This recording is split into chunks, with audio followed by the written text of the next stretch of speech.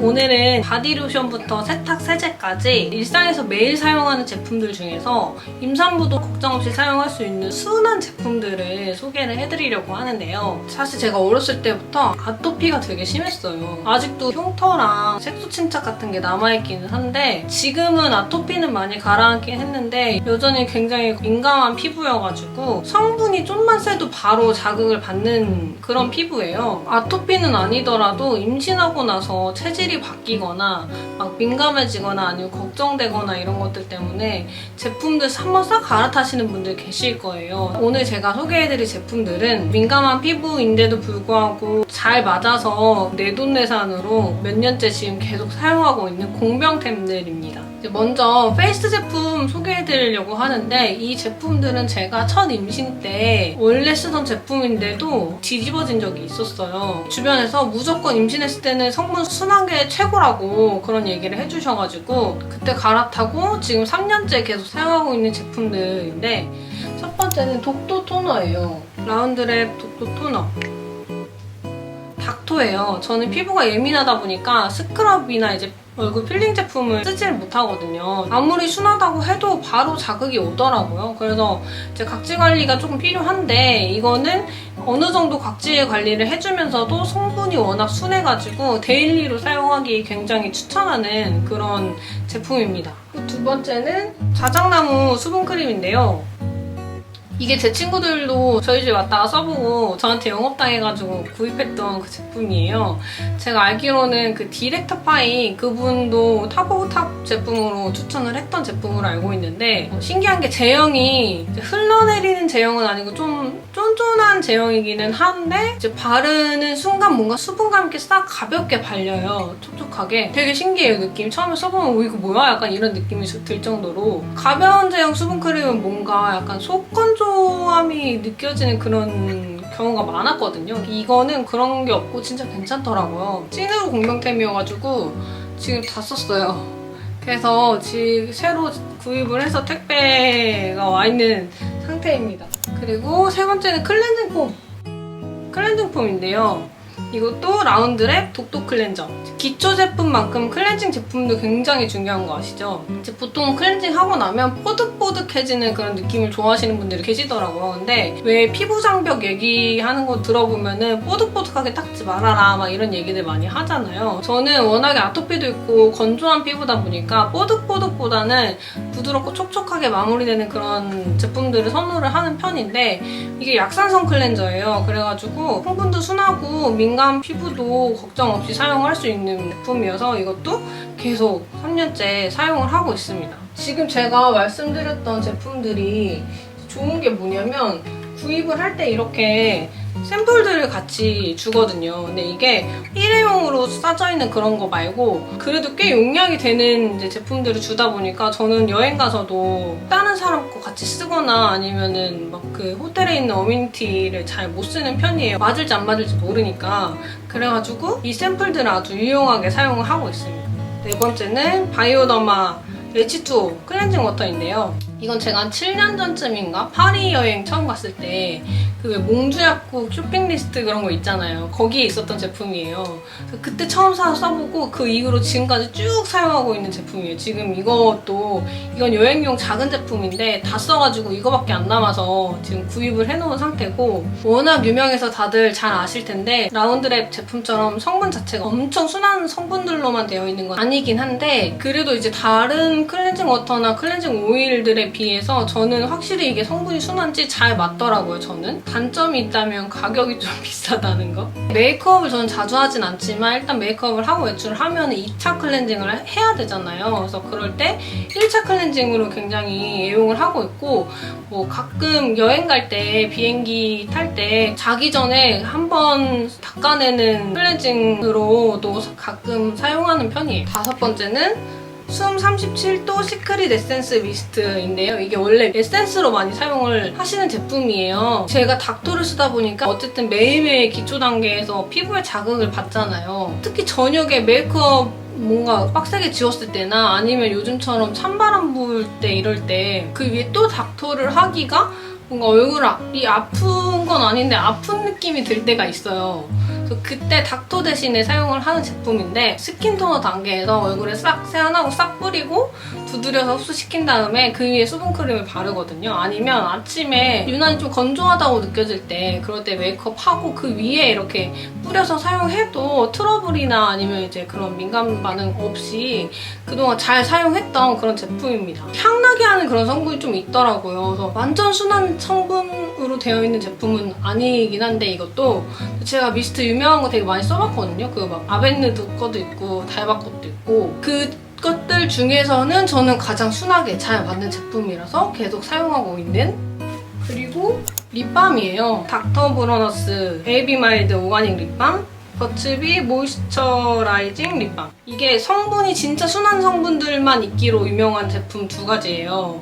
제가 피부만큼이나 입술이 굉장히 건조한 편이어가지고 습관이에요. 맨날 입술 일어난 거 뜯는 거 고쳐야 되는데 그래서 진짜 집안 곳곳이랑 가방마다 파우치마다 립밤이 무조건 있거든요. 또 립밤은 입술에 바르는 거기도 하고 입술은 피부가 또 예민하고 약한 피부다 보니까 또 자주 사용을 하다 보니 오래 수분감이 지속되고 이런 것보다는 저는 무조건 순한 게 중요하다고 생각을 해서 사용하고 있는 제품이고 되게 여러 가지 립밤 또 써봤지만 사실 좀 리치하거나 그런 립밤들은 바르고 나면 입 주변에 약간 뾰루지 올라올 때 있는 거 아시죠? 근데 이건 한 번도 그런 적이 없이 저는 굉장히 잘 맞게 데일리하게 사용하고 있는 립밤 두 가지입니다. 이제 바디 제품으로 넘어와서 베리맘 시드 세라마이드 워시 바디 클렌저인데요. 아기들용으로도 많이 사용하시더라고요. 저는 제가 쓰고 있긴 하지만 저는 어렸을 때부터 성인 되고 나서도 아토피 있는 아이들 사용하는 샤워 타월 같은 게 있어요. 자극 없는 그런 거 쓸 정도로 얼굴보다도 몸이 더 건조하고 예민한 편이거든요. 원래는 일리온 거 쓰다가 이거는 선물을 받았어요. 순한 제품으로 유명하다고. 괜찮더라고요. 그래서 그 이후로 계속 사용을 하고 있는 제품입니다. 근데 마침 아이들도 쓸 수 있는 그런 제품이라고 해서 아마 앞으로도 계속 이걸 사용하지 않을까. 이번엔 아주 중요한 바디 로션인데요. 일리온 세라마이드 아토 로션. 샤워하고 나서는 당연하고 지금 임신 중이라서 건조해지기도 쉽고 바디로션 잘 바르라고 하잖아요. 임신 소양증도 있고 그래가지고 또 튼살 관리 차원에서도 수시로 덧바르고 있는 제품인데 이것도 3년 전에 처음 임신하고 나서 쓰기 시작해서 지금 3년째 계속 쓰고 있는 제품이에요. 점성이 좀 있는 제형이긴 한데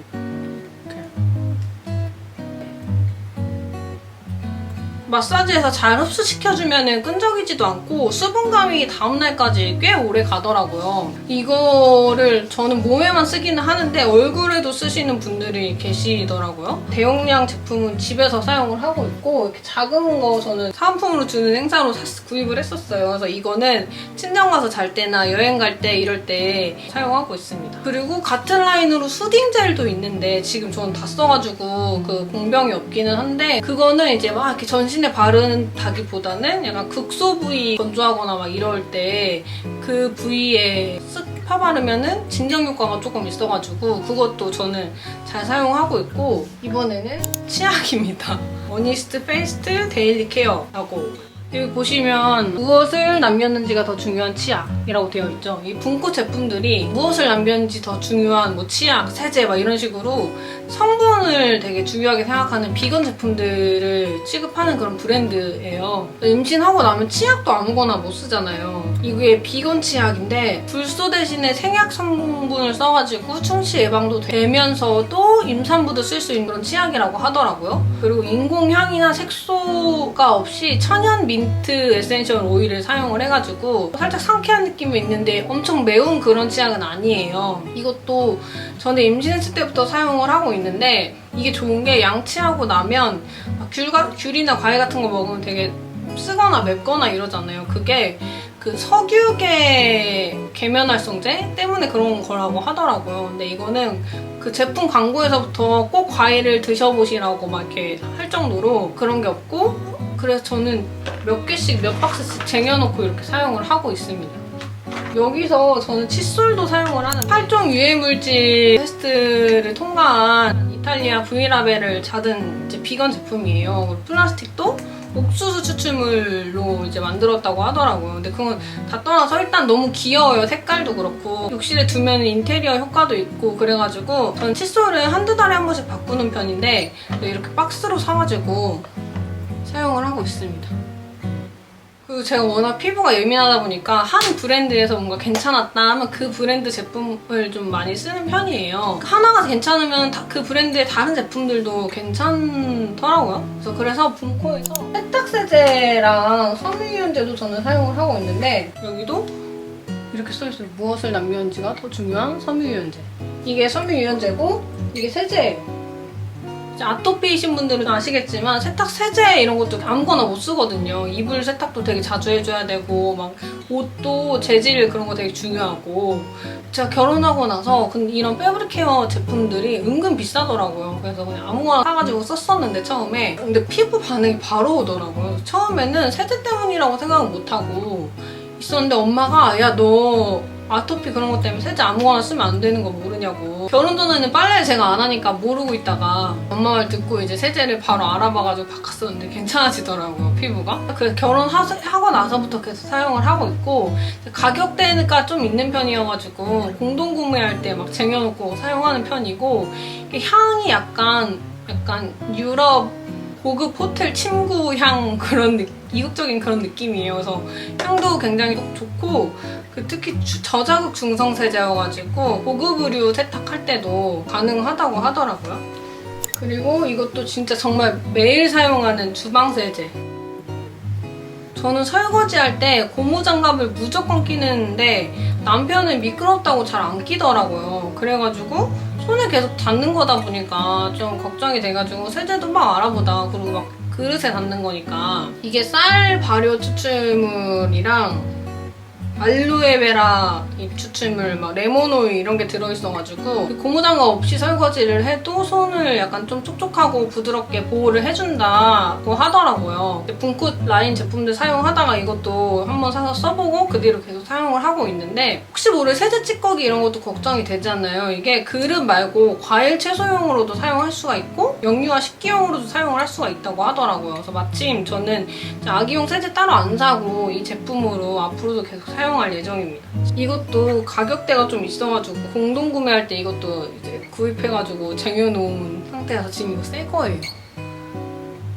지금까지 일상에서 매일 사용하는 제품들을 소개를 해드렸는데 저도 워낙에 아토피가 있고 건조하고 민감한 피부기는 하지만 피부가 사람들마다 다 다르기 때문에 저는 맞았는데 괜찮고 맞았는데 안 맞는 분들이 또 계실 수도 있어요. 그러니까 이 점 꼭 참고해주시고요. 추가로 궁금한 게 있으시면 댓글 남겨주시고 오늘도 영상 시청해주셔서 감사드리고 다음 영상도 많이 기대해주세요.